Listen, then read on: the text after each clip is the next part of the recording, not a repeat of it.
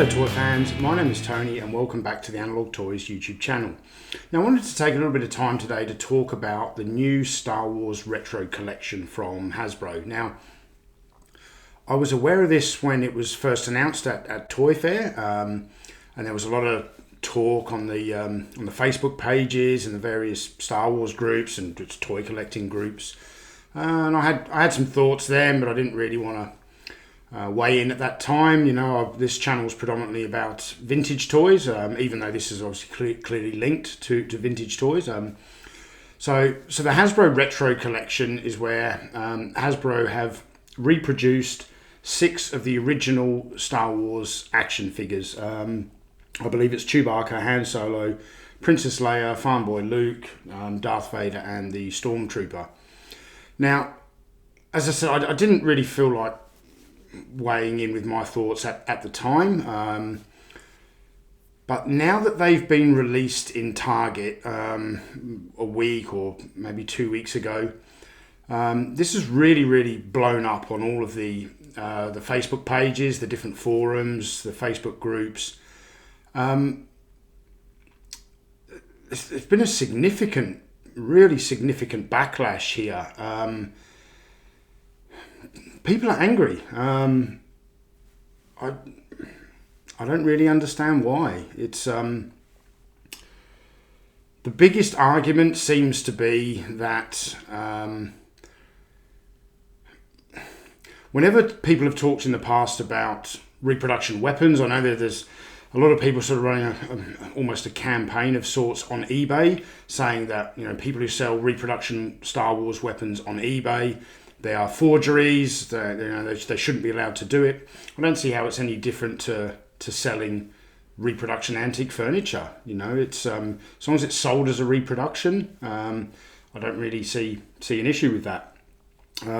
The other argument that people are making is that the new retro collection will drive down the price of vintage Star Wars. And yes, it will. 100% it will, excuse me. It will drive down the price of vintage Star Wars. But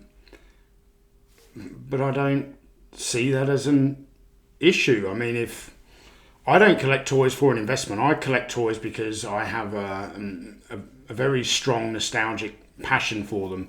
You know, I had a very nice childhood, a very good upbringing, and yeah, collecting toys just, you know, reminds me of the best time of my life. You know, from you know, the age of 4 up to about 11, when, you know, my whole sort of world revolved around Action Man, G.I. Joe, Star Wars, all that kind of thing.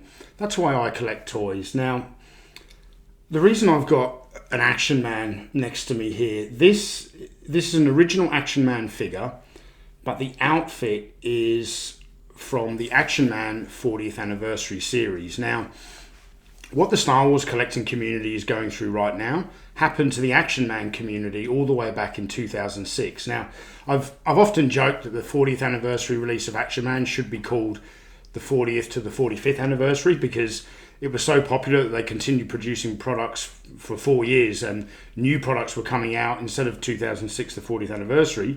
You know, they were coming all the way out to, I think, 2009, 2010. So majority of my vintage Action Man collection is exactly that. It's vintage original. There are 3 pieces in my collection that are from the 40th anniversary. So the Action Man Olympic champion here, I've got the Action Man cricketer and the Action Man judo. They're very rare pieces. They're extremely expensive to find. Whenever they've come up, they've always been out of my price range, and I'm sort of quite happy just owning these 40th anniversary re-releases. But the reason I'm 100% certain that, you know, the retro collection will drive down the price of Star Wars is because that's exactly what happened with the Action Man 40th anniversary series. It drove down the price of Action Man stuff. You know, didn't drive it completely down, but it made it a lot more affordable. And I actually think one of the best things is that it opened up the hobby of vintage Action Man collecting to a whole range of people who previously, you know, they may have the same amount of passion for the toy that I do, but they were forced out of the hobby just because, you know, it was unaffordable to them. I don't feel like, because I have, and I'm certainly not a wealthy man, far from it actually, but I don't feel like I need to be elitist and say, you have to, if you're going to collect Action Man, you have to have the originals. You have to, remortgage your home and buy the originals. It's ridiculous. There are people out there who can't afford to pay these exorbitant prices for some of the vintage Action Man pieces out there. Even the 40th anniversary stuff, if you look at it now, even that has become... So the price of vintage Action Man has gone down, but over the years, the price of 40th anniversary, the reproduction stuff, has gone up. Now, the 40th anniversary Action Man series was not produced by Hasbro, but it was licensed by Hasbro. So very similar to sort of what's going on with the retro collection Star Wars figures. So for those of us in the Action Man collecting community, as I said, this happened to us 15 years ago. The 40th anniversary came out. They didn't produce everything in the line, but it was it was quite extensive. They did produce a lot of products. There was several different waves of 40th anniversary Action Man figures and outfits that were released. So over those last 15 years, we've had the opportunity to see this sort of whole thing play out. That's yet to happen with Star Wars, because these have only just been released. But what's happened as this has played out is that all the 40th anniversary stuff is identifiable as reproduction, not clearly identifiable, but when you know what you're looking for, it's identifiable. And if you purchase off eBay like I do, I only ever use trusted sellers, people with good feedback, people who not only have good feedback but have a history of selling vintage toys. Someone could have an excellent feedback rating, but they've been selling God knows what, skateboards, for example, and then all of a sudden they sell a vintage toy. You sort of have to ask yourself, do they really know what they've got? But yeah, if you continue to use experienced, trusted sellers, I've found that 99.9% of those people will always clearly describe in their eBay descriptions that it is a 40th anniversary reproduction. And 15 years on, the only real effect it has had on the Action Man collecting community is, yes, it has driven prices down a bit, not a lot, but I'll be honest, in the early 2000s, prior to the 40th anniversary, Action Man was reaching ridiculous prices, really ridiculous prices. I think that's kind of what's happening with Star Wars at the moment. I mean, you just take a look at there was a couple of, I think, test shots of some Return of the Jedi Star Wars figures recently sold in the UK. And they fetched over £30,000 or $30,000. I don't remember exactly. That's just an exorbitant amount of money. Far too much for a toy, let alone whether it be a test shot. Like I understand it's rare, but wow, that's more than a new car. So something I noticed on eBay recently, I can't remember which one of my videos it was. It might have been my top 10 vintage Spider-Man toys, maybe. I'm not sure, but I put a picture up from an eBay sale where an original boxed Ideal Captain Action Spider-Man set sold for around $22,000. And that was a few years back now. And then one sold earlier this year, very similar set, for around $5,000. That's a drop of $17,000. That just goes to show that toy prices fluctuate. And Ideal's Captain Action, they haven't reproduced, or no one has reproduced the Ideal Captain Action Spider-Man set.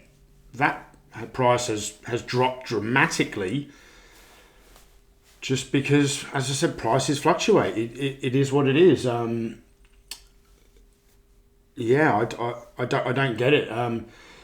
So as I said, so one of the big arguments that people have, I hear often that they're forgeries. Well, when they're being made by the company that owns the license, i.e. Hasbro,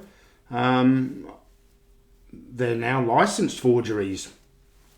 I actually think it's wonderful that there are people out there. The prices today for original carded 12-back figures, so a carded 12-back Luke, you're looking at a couple of $1,000s or more. That's a ridiculous amount. I only have a handful of carded figures. None of them are 12-backs. As you can see here, I've got an Empire Strikes Back carded Han Solo, which isn't in great condition. The bubble's pretty badly damaged, and a Return of the Jedi Chewbacca, and again the bubble there is damaged, it's got a bit of a crack in it. But that's sort of the limit to what in fact, I think the most expensive carded Star Wars figure I've got is an original carded Luke Bespin on Empire Strikes Back card, and I think I paid around $400 for that.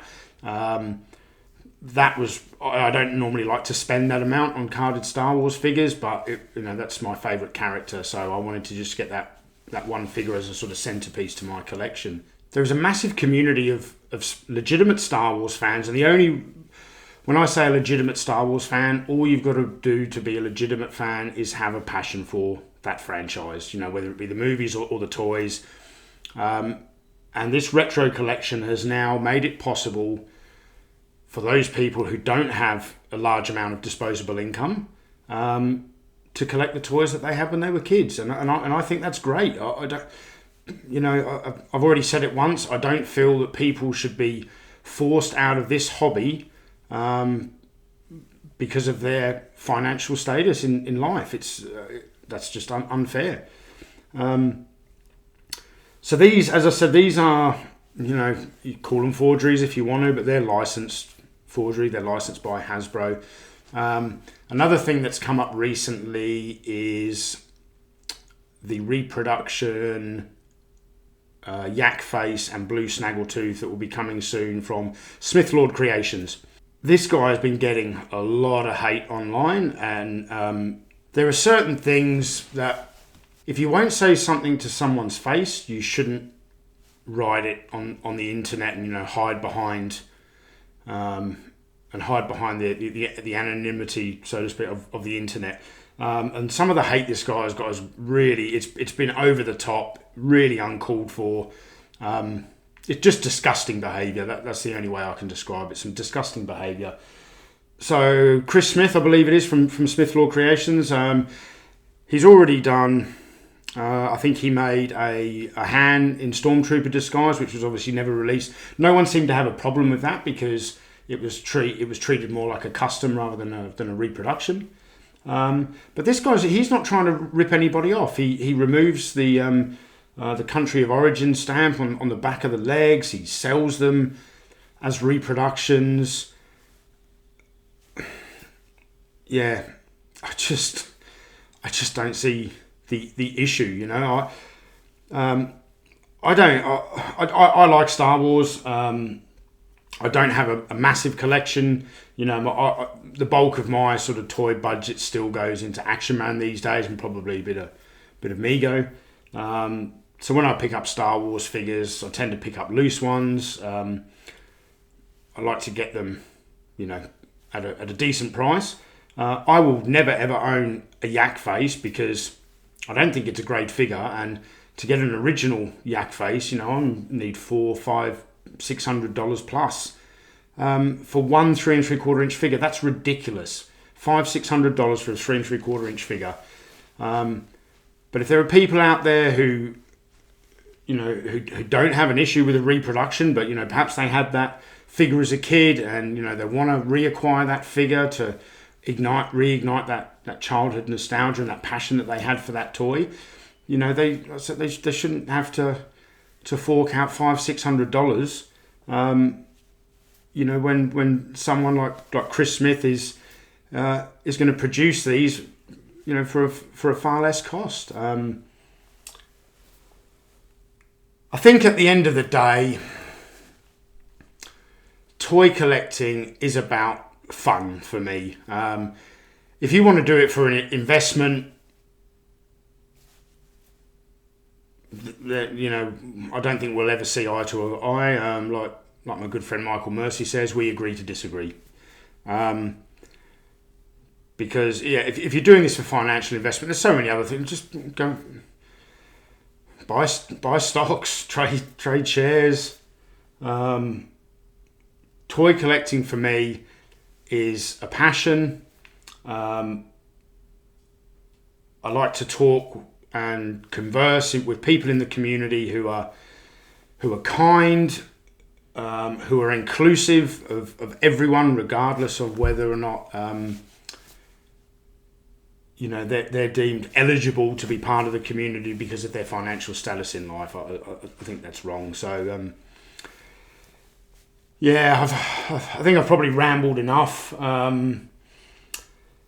At the end of the day, as I said, this happened to the Action Man collecting community 15 years ago. It drove prices down a bit, but vintage Action Man will always be worth something to collectors. I don't, my collection is still valuable, and the massive assortment of 40th anniversary figures and sets that came out at the end of the day really didn't affect that. And also it didn't have the effect that everyone thought at the time, that for the rest of our collecting careers, for want of a better word, we were always going to be getting ripped off by these repro products. Well, that hasn't been the case. I can still spot an original. I know what to look for. I ask the people, and I use trusted sellers who know what they're talking about. If you want to gamble and buy from an eBay seller who has a poor feedback rating, doesn't really know what they're talking about, then just do a little bit of research. And that's one of the other silly arguments I think I've heard, that they shouldn't do this because it means that when collectors are buying stuff, it's going to take them a little bit longer to properly read a description. I'm like, yeah, all right. I think I was going to sign off there. I'm not going to. So I'm not sure if the video has dropped on YouTube yet. Or as I film this, the video hasn't dropped yet, but it will be dropping later today. So it'll probably appear on YouTube before I get this one uploaded. But following my Toy Guys Talking episode with Michael Mercy, where I appeared on his channel, I sent Michael Mercy a mystery box of 80s goodies. I'll leave a link to the video in the description below. I highly recommend you check that out. I sent Michael a box of stuff, not because I wanted anything in return. It was sort of, I was very grateful to have been invited onto Toy Guys Talking, and since then, within a very short space of time, me and Michael have become really, really good friends. I've made good friends with someone in Canada just through making YouTube videos. And what I sent him was just a genuine thank you for the great content that he creates. That is the kind of behaviour that I want to see within the collecting community. I'm not saying that I want people to, send random gifts to other collectors, but just be kind to each other. When you watch that video, you'll see the genuine appreciation on Michael's face, and that made everything worth it for me. To see how much. I mean, he gets emotional in that video. You'll see it's just incredibly touching. That is the toy collecting community that I want to be a part of, not this toy collecting community who belittles people because of their financial status and wants to be elitist. I certainly don't want anyone to get ripped off 100%. I don't want that to happen. But if you're spending thousands of dollars on vintage Star Wars or vintage Action Man, whatever it may be, you shouldn't be doing that if you've not educated yourself over some time. And if you've educated yourself and you know what you're looking for, you're going to go okay. I am yet to have been ripped off by anybody on eBay because, as I said, I'm very careful who I buy from, what I buy. I do my research, and it's never happened to me. So, yeah, all right. I think I've rambled on for long enough now. I'm going to sign off there. So, I've got a quick production update, I suppose. couple of videos I'm working on. I'm currently working on a video for Cobra Convergence 3 on Hooded Cobra Commander 788's channel. So Cobra Convergence this year is in July. I'm locked in for, I think my video is going to drop on the 3rd of July, maybe the 5th of July. I don't remember exactly the date. But for the whole month of July, there'll be different content uploaded every single day from YouTubers, podcasters, all sorts of things all over the world. So you'll have one piece of sort of G.I. Joe Cobra themed video content, or not always videos, as I said, podcasts, uploaded every single day for the month of July. So July is going to be a really good month if you're a Cobra fan. So I highly recommend that you check out Hooded Cobra Commander 788's channel if you haven't. I'll leave a link to his channel in the description below as well. So I'm working on that video, but unfortunately, as I said, you're not going to see it till July. But I've got a couple of other things in the pipeline, and a very, very big project that I sort of got the idea for about last year. I think it's probably going to come out as a two-parter. Don't really want to announce it yet, but it's based, let's just say, there is a famous British toy company that would have been celebrating their centenary this year. So I think 100-year anniversary is probably a good time to do a video on the history of that toy company. So I'm sure a few of you have already figured out which one I'm on about. So I'll be working on that video, and that'll be coming in the next few months. But I've got a couple of other shorter videos that will be coming up very, very soon. So yeah, leave your comments below. Leave some hate if you want. Leave some kindness, whatever. I'm really not bothered. But as normal, any foul or abusive language in my comments, you will be deleted and blocked from the channel. I won't block you for disagreeing with me. That's certainly not the case. Everyone's entitled to their opinion. But if I run a family friendly channel, so any foul language, bad language will be deleted from the comments and, as I said, blocked from the channel. But other than that, I hope everyone's having a fantastic weekend. As I said, get over to Michael Mercy's channel and watch this unboxing video. It's a fantastic video. I can't believe how the reaction I got from Michael. So thanks for watching, everyone, and I'll see you in the next video coming soon.